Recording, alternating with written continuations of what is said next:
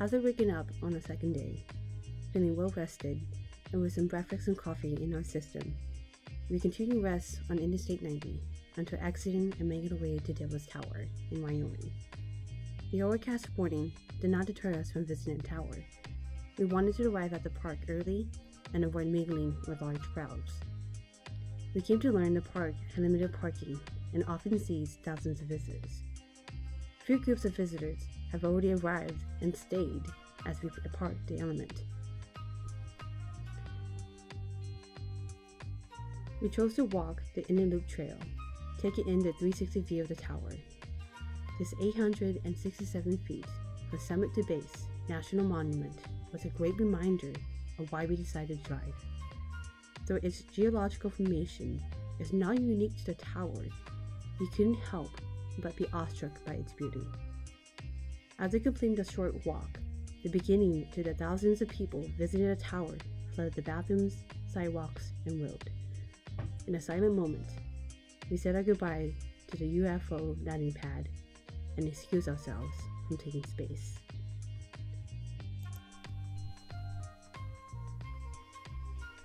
From Devil's Tower, we made our way back to Interstate 90 until we reached Gillette and headed south on Highway 59, reaching Interstate 25 to our hotel room in Fort Collins, Colorado. Like the previous day, very little of this drive was recorded. Seeing the passing roads, trees, homes, and landscape is, for some, a boring and arduous task. For us, it signifies the ever-growing world we lived in. Every road paved, every tree cut or planted, and every home built becomes a marker of the changes in the area. We are just traveling through, and if you ever travel here again, can we remember this place? Recording was of secondary importance.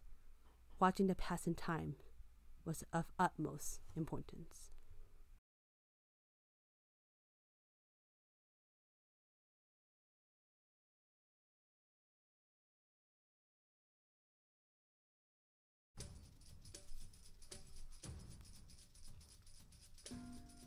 Drive through Rocky Mountains National Park. Stop by a few overlooks, walk some trails, and submerge ourselves in the mountain scenery. Then we'll head west.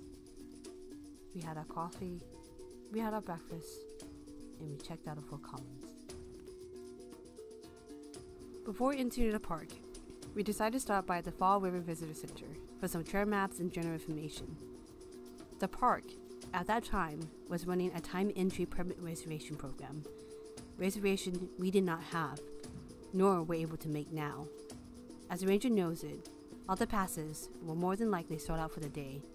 We either had the choice of making a reservation that night for an entry for tomorrow, or wait until 3 p.m. to enter the park when the reservation was no longer required.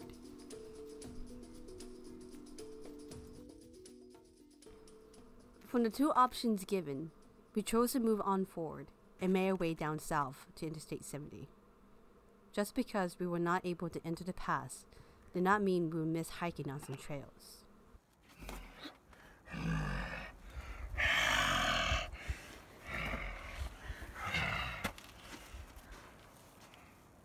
Found you home? Welcome to my home. Or catch glimpses of tall mountain peaks.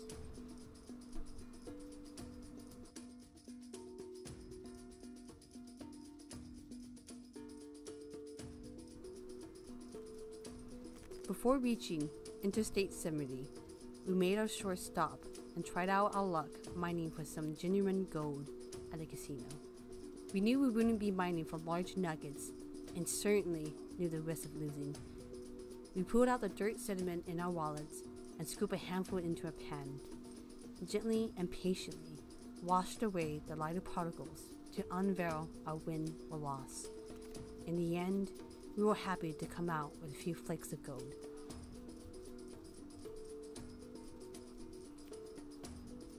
After getting on Interstate 70, cars slowly began to pile onto the highway. Not wanting to be stranded with other drivers, we made the decision to take a detour. The detour led us to Loveland Pass, and the drive was breathtaking.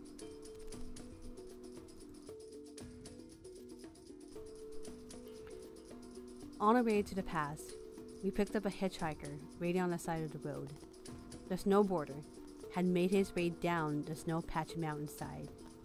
As payment and thanks for offering a ride, he told us about the events of his adventure and recommended a nice trail to hike on, conveniently located where he was parked and where he took another plunge.